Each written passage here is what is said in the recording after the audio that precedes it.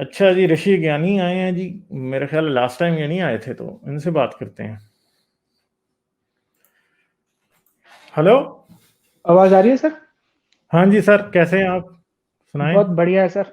और बस यही है, फिलोसफिकल वाले उस आर्गुमेंट पे ना मेरे को इतना इरिटेशन होता है सर इन चीजों पे, कि इसका कोई प्रैक्टिकल इम्प्लीकेशन मुझे दिखता नहीं। आप जितना मर्जी जो मर्जी प्रूव कर लें फिलोसफी में, मतलब इस यूनिवर्स के बाहर की बात कर रहा हूँ, इसके बाहर कोई अनकॉज्ड कॉज है हाँ या कोई पैरेलल हाँ, यूनिवर्स है, उसका कोई प्रैक्टिकल इम्प्लीकेशन नहीं है। यही तो मसला है ना कि देखें, प्रॉब्लम ये है कि इस यूनिवर्स से बाहर क्या है भाई, तुम्हें नहीं पता, हमें नहीं पता। बस बात बात फिर उससे उससे आप रिजल्ट कैसे निकाल सकते हैं? रिजल्ट आप उस चीज से निकाल सकते हैं जिसे आप किसी ना किसी सूरत साबित कर सकते हैं। जिससे आप साबित नहीं कर सकते, उससे आप रिजल्ट नहीं निकाल सकते। ये बड़ा प्रॉब्लम है जो कि मुझे अक्सर हाँ, देखने को मिलता क्योंकि मैं एक आर्गुमेंट अभी बनाना चाहूँ कि everything in this universe which exist, the cause of this the cause of everything that exists has a cause. So है। universe has a cause which will have a cause. तो मतलब इसका कोई बन गया एक और नया आर्गुमेंट, अनकॉज हम्म। कॉज खत्म हो जाएगा।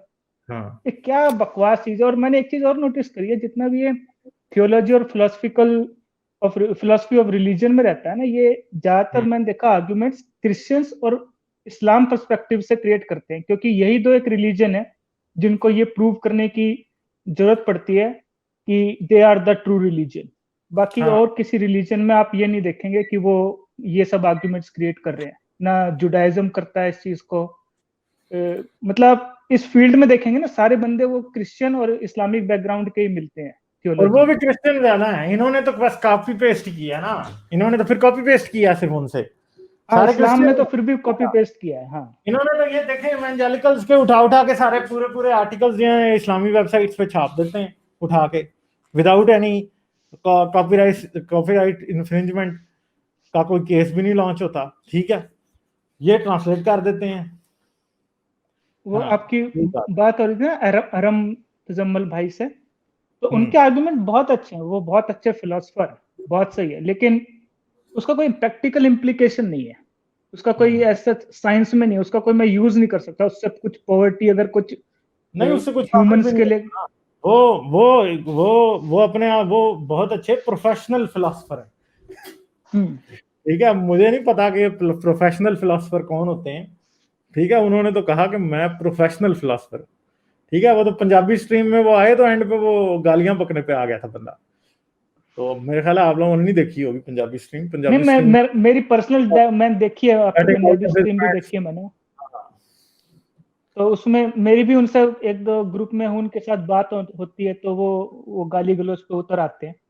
मैं एक हाँ बार याद है, वो ऐसे ही कुछ हुआ था, कुछ आर्ग्यूमेंट, तो मैंने हाँ इधर से आर्ग्यूमेंट दे लिया कि भाई उन्होंने ऐसे कुछ आर्ग्यूमेंट दिया हुआ था, ऐसे कुछ फिलोसफिकल, तो मैंने उसमें हिंदुइज्म का डाल दिया। मैं कहा इसमें तो हिंदुइज्म भी प्रूफ हो जाएगा।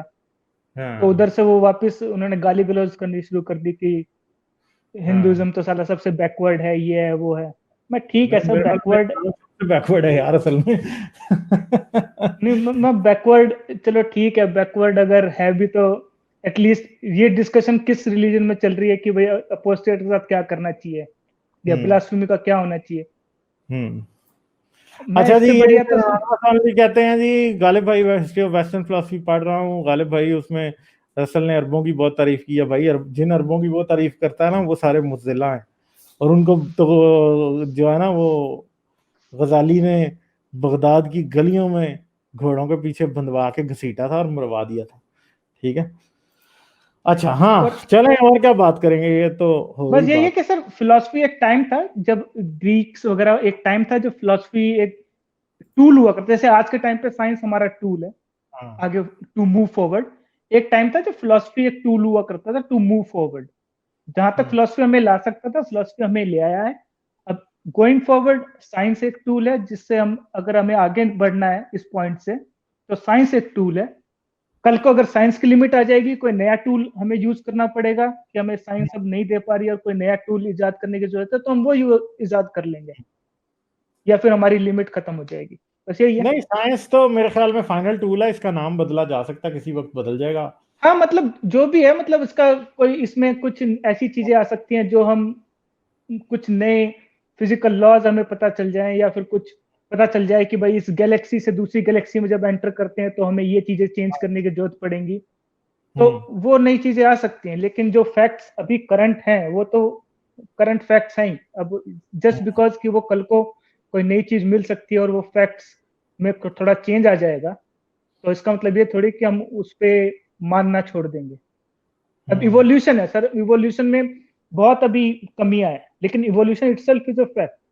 हाँ, कुछ चीजें हैं हम एग्जैक्ट आपको नहीं बता सकते कि जो वो दो तो स्कल मिल रहे हैं। हैं ना। अब देखें, जब उन्होंने डायनासोर शुरू शुरू में बनाने शुरू किए थे तो वो स्किन स्किन के ऊपर कोई फेदर्स कुछ भी नहीं था, ठीक है।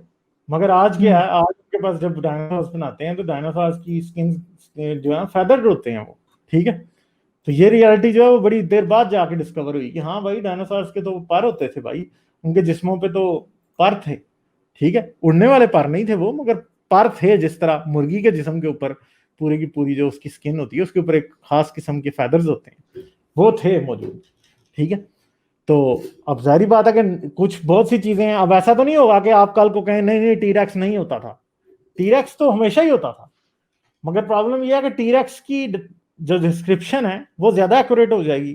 कल को अगर फर्ज करें हम एक ऐसा कंप्यूटर बना लें, ऐसी कोई ट्रिक नया निकाल लें कि आप पूरा का पूरा नया जीनोम सीक्वेंस डिकोड कर सकें, तो आप सोचेंगे आपके पास जो मशीनरी होगी वो किस लेवल की होगी, ठीक है। फर्ज करें कि आपको डीएनए की लैंग्वेज समझ आ जाए, आपको पता लग जाएगा, आप एक ऐसा डीएनए कोड करें कि वाकई जी वो डायनासोर निकल के बाहर आ जाए, आपका सामने पड़ा हो, है खड़ा हो, ठीक है। करेक्ट। अभी टेक्नोलॉजी के आने से अब नेक्स्ट फील्ड जो मेरे को लगता है, जैसे अभी लास्ट 2 से 3 डेकेड में जो टेक्नोलॉजी ने जो एडवांसमेंट की है, अभी अगर आप 15 साल पहले चले जाएं तो हम ऐसे बात नहीं कर सकते थे जैसे मोबाइल पे आज हम बात कर रहे हैं। ये बहुत डिफिकल्ट काम था, लेकिन इसने बहुत किया। नेक्स्ट मेरे को लगता है अगले 20-30 सालों में मेडिकल फील्ड एक ऐसा फील्ड है जो इस टाइप की लीप लेगा। ये मेरा हाँ मतलब देखे ना, अभी मानना तक है। जी जी जिस दिन इंसान को जी डीएनए इनकोड करने आ गया तो फिर तो वो कुछ भी बना सकता है। फिर तो ऐसा भी हो सकता है कि आप एक ऐसी मशीन, आप एक ऐसा जेनेटिक ऑर्गेनिज्म डिजाइन करें और आप उसको पैदा कर दें कि वो आपको जी बैठे बिठाए कटा कटाया चारा दे रहा है। हो सकती नहीं है सर, ऐसी भी। मैं किस चीज पे एक वो कर रहा था ना, एक अभी मैं बायोलॉजी और टेक्नोलॉजी को कन्वर्ट मतलब मिलाने के लिए, तो इस आइडिया पे मैं एक बंदे के साथ, थोड़ा मेडिकल फील्ड से आता है वो और मैं थोड़ा टेक्नोलॉजी फील्ड से आते हैं, तो मतलब अभी जितने भी टेस्ट होते हैं, मेडिसिन होती हैं, तो अभी हमें उनको एनिमल्स पे टेस्ट करना पड़ता है, फिर उसको ह्यूमंस में करना पड़ता है। अभी वैक्सीन आप बना रहे हैं कोरोना वायरस की, तो उसमें अभी आपको साल 2 साल 4 साल तक 5 साल तक साइड इफेक्ट्स वगैरह देखने पड़ते हैं। यही चीज अगर डीएनए को हम बेटर अनकोड कर पाए और उसको टेक्नोलॉजी के साथ वो कर दें, इनकॉर्पोरेट कर दें, तो वो कंप्यूटर में डालने के बाद ही आपको पता चल जाएगा। जो चीज आपको 4 साल लग रहे हैं वो हो सकता है विद इन आवर्स आपको डिसाइड करके बता दे कि इसके साइड इफेक्ट्स क्या होंगे आपकी ह्यूमन बॉडी पे। और एग्जैक्टली। इसके तो उस डायरेक्शन में अभी हमारा जो जा रहा है ना, साइंस उस डायरेक्शन में जा रही है। तो मैं जब ये चीजें इन सब चीजों पे काम करके देखता हूँ कि हम किस डायरेक्शन में जा सकते हैं, और उसके बाद फिर जब सामने वाला बंदा ये यूनिवर्स के बाहर क्या हो सकता है और उसी चीजों पे फंसा हुआ है कि वो एग्जिस्ट करती है या नहीं करती है, तो मुझे बड़ा प्रिमिटिव सा लगता है कि यार ये मतलब इसका कोई प्रैक्टिकल इम्प्लीकेशन नहीं है। उसका मुझे कुछ समझ नहीं आता, उसका करूं क्या। वो हजरत भी उस दिन मेरे साथ आए थे, भाई खुदा है या नहीं तो मेरी सेहत पे क्या फर्क पड़ता है।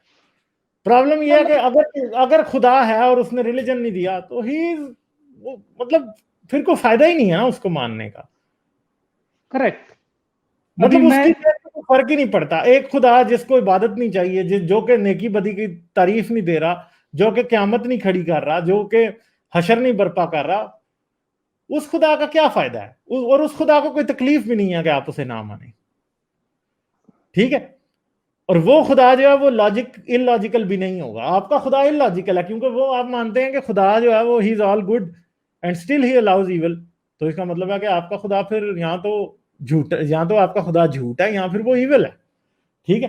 तो प्रॉब्लम ये है कि अगर हम ये माने कि वाकई किसी ने ये कायनात बनाई है, someone has created this universe and that person is also, he could also be evil, he does not give us a moral code, he does not want to punish us after death, और अगर ये सारी बातें हों तो उस तरह के खुदा को, मतलब खुदा is only a valid concept या नहीं, मैं जब वो उनका पॉइंट मजहबी भी, फ्रेमवर्क के अंदर है, जब वो मजहबी फ्रेमवर्क से निकल गया तो बस फिर तो कोई उसका कोई फायदा ही नहीं है ना, फिर तो उस पर बहस करने का कोई फायदा नहीं है।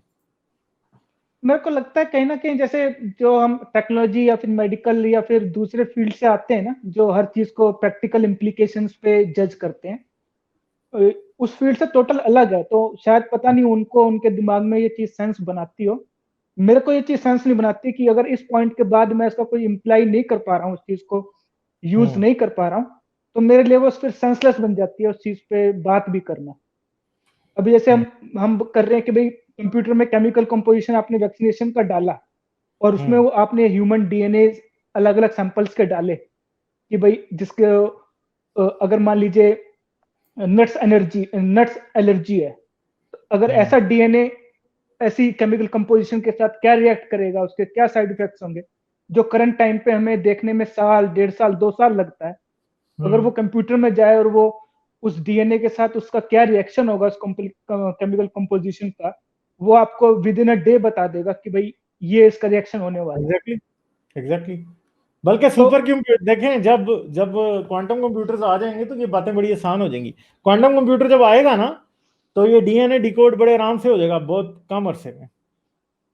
तो हम उसी चीज का वेट कर रहे हैं, तो हम अचीव हो गई उस दिन डीएनए को, डीएनए प्रोटीन सिंथेसिस डीएनए की वजह से कैसे होता है, बड़े आराम से उन्होंने कर लेना, क्योंकि आप फिर क्वांटम कंप्यूटर के अंदर ही एक मॉडल बनाएंगे और मॉडल आप बनाएंगे तो फिर आपके पास कुछ मॉडल सामने आ जाएंगे और फिर आप उनको टेस्ट करेंगे, आपको पता होगा कि भाई ये यूं हो रहा है। ठीक है, और यहाँ पे बात हो रही है कि रिमोट ऑपरेशन कैसे किया जाए। बायोलॉजी में खासतौर पर रिसर्च के लिए क्वांटम लीप बहुत जरूरी है। करेक्ट। और अभी हम बात कर रहे हैं कि मतलब रिमोटली हम ऑपरेट कैसे कर पाए। Doctor sitting in US heart transplant surgery कर दे इन अफ्रीका, जहाँ पे हॉस्पिटल्स वगैरह की कमी है, वहां पे बस एक रोबोट रहेगा और यहाँ पे बंदा सूट पहनेगा डॉक्टर, उसके सामने एक बॉडी होगी, जैसे वो ऑपरेट करेगा और वो रोबोट सेम रियल टाइम में रोबोट वहां पे सर्जरी करेगा, ऐसी जगहों पे जहाँ पे पहुंचना मुश्किल है। तो ये तो सब चीजों का ख्याल के इट इज फार अवे, मेरा जहां तक ख्याल है कि it is going to be, मतलब नहीं, मैं वही बोल रहा हूँ, टेक्नोलॉजी का जो इनकॉर्पोरेशन अभी तक कम्युनिकेशन फील्ड में सबसे ज्यादा रहा है। नेक्स्ट जो हमारा कोलैबोरेशन रहेगा ना टेक्नोलॉजी का, वो रहेगा मेडिकल फील्ड में। आने वाले 30 से 40 सालों में मेडिकल फील्ड में वो रहेगा। तो उस पे, क्योंकि मैं उस फील्ड से थोड़ा सा उस डायरेक्शन में थोड़ा मेरे को लगता है कि बेटर काम करना चाहिए, तो शायद मेरे को लगता है कि उस डायरेक्शन में जा रहा है। हो सकता है मैं गलत हूँ, लेकिन वो ये कि फिलोसफी का मेरे को नहीं लगता कुछ अभी यूज है। हम आ चुके हैं जहां तक आना था फिलोसफी में बैठ के। इसके बाद अभी साइंस है, जाओ साइंस की नाव में बैठ के आगे जाना पड़ेगा। ठीक है सर, चलें, ठीक है, चलें करें बात, ठीक है, ओके सर, थैंक यू। अच्छा।